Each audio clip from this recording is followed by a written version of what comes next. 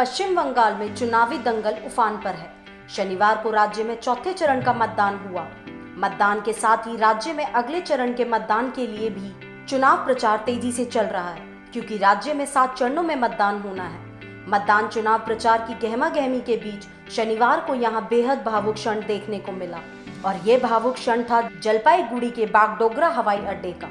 जी हाँ, ये भावुक क्षण उस वक्त देखने को मिला जब शनिवार को राज्य में चुनाव प्रचार करने पहुंचे प्रधानमंत्री नरेंद्र मोदी हवाई अड्डे पर उतरकर पद्म पुरस्कार विजेता करीमुल हक से मिले और दोनों ने मिलते ही एक दूसरे को गले लगा लिया। ये कहानी केवल 2 शख्सों द्वारा एक दूसरे को गले लगाने तक ही समाप्त नहीं होती है, बल्कि इसके पीछे एक भावुक कहानी भी है, और इस कहानी के नायक हैं यही करीमुल हक, जिनसे शनिवार को बंगाल की धरती पर उतरते ही पीएम मोदी ने मुलाकात की और उन्हें गले लगा लिया। करीमुल हक को बंगाल में भले ही हर कोई जानता हो, लेकिन शायद देश के दूसरे हिस्सों में रहने वाले लोग उनकी कहानी से वंचित हों। पर आज का यह क्षण इसलिए भी खास और भावुक बन गया क्योंकि जो लोग करीमुल हक से परिचित नहीं होंगे, शायद वे भी अब उनसे परिचित हो गए होंगे। इसीलिए इस खबर में हम भी बंगाल चुनाव की गहमागहमी की बात ना कर केवल करीमुल हक की बात करने जा रहे हैं और उनके द्वारा समाज के लिए किए गए प्रेरणादायक कार्यों से आपको परिचित करा रहे हैं। जी हाँ, ये वही करीमुल हक है जिन्हें पूरे पश्चिम बंगाल में बाइक एम्बुलेंस दादा के नाम से जाना जाता है।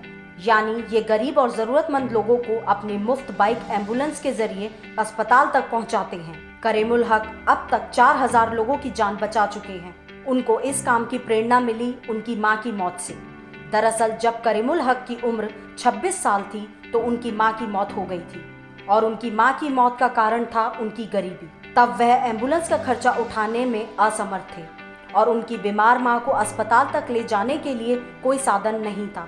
इस घटना से प्रेरणा लेकर करीमुल हक ने यह बीड़ा उठाया और किसी बीमार के इलाज के अभाव में मौत ना हो, इसलिए वह अपनी मुफ्त बाइक एम्बुलेंस से जरूरतमंद लोगों को अस्पताल पहुंचाने लगे। करीमुल हक की जिंदगी की कहानी कई लोगों को प्रेरित कर सके, इस पर एक किताब भी लिखी जा चुकी है जिसका नाम है bike ambulance Dada, the inspiring story of Karimul Haque, the man who saved 4000 life. यह इनकी आत्मकथा है जिनके लेखक विश्वजीत झा हैं। आपको जानकर हैरानी होगी कि धालावाड़ी और उसके आसपास के करीब 20 गांव के लोगों के एकमात्र लाइफलाइन करीमुल हक की बाइक एम्बुलेंस ही है।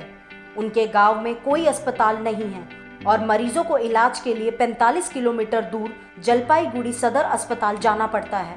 चाय के बागानों में काम की व्यस्तता के बाद भी उन्होंने अपनी यह समाज सेवा निरंतर जारी रखी। चाय के बागानों में घायल होने वाले कई मजदूरों को भी उन्होंने अपनी बाइक से ही अस्पताल तक पहुंचाया। वाहन निर्माता कंपनी बजाज ने उनकी इस कहानी पर डॉक्यूमेंट्री भी बनाई है, जिसमें उनके जीवन दर्शन को दर्शाने की पूरी कोशिश की गई है। कंपनी ने उन्हें एक मॉडिफाइड बाइक भी उपलब्ध कराई है, जिसमें एम्बुलेंस जैसा छोटा सा स्ट्रेचर भी इनबिल्ड है। गांव में किसी व्यक्ति को आपातकालीन स्थिति में मुश्किल ना झेलनी पड़े, इसके लिए उन्होंने अपने ही घर पर क्लिनिक भी खोल लिया है। वह अपनी बाइक एम्बुलेंस में भी प्राथमिक उपचार की पूरी किट रखते हैं कि ना जाने कब कहां किसके काम आ जाए। वाकई करीमुल हक की यह कहानी बेहद प्रेरणादायक है।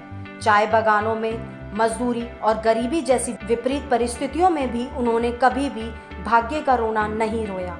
उनसे जितना बन पड़ा उन्होंने गरीबों की मदद की, जिससे उनकी मां की तरह उपचार के अभाव में किसी गरीब की मौत ना हो। उनकी इस प्रेरणादायक समाज सेवा के लिए उन्हें इसी साल पद्मश्री पुरस्कार के लिए नामित किया गया, और क्रिकेटर विराट कोहली, अनुराधा पौडवाल, कैलाश खेर सहित कई अन्य हस्तियों के साथ उन्हें इस सम्मान से विभूषित किया गया। दिल्ली से शिफाली दिवाकर की रिपोर्ट।